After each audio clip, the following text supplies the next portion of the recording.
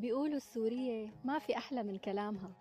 إذا صبحت عليها بتقلك صباح الفل والياسمين، وإذا مسيت عليها بتقلك يسعد مساك، وإذا أجيتها تعبان بتقلك سلامة قلبك، إذا أجيتها موجوع بتقلك ريته الوجع لقلبي، وإذا أجيتها مهموم بتقلك الله كريم وإن شاء الله بتفرج، إذا أجيتها بهدية بتقلك الله يعوض عليك، وإذا هدتك هدية بتقلك إن شاء الله بتهريها بالهنا.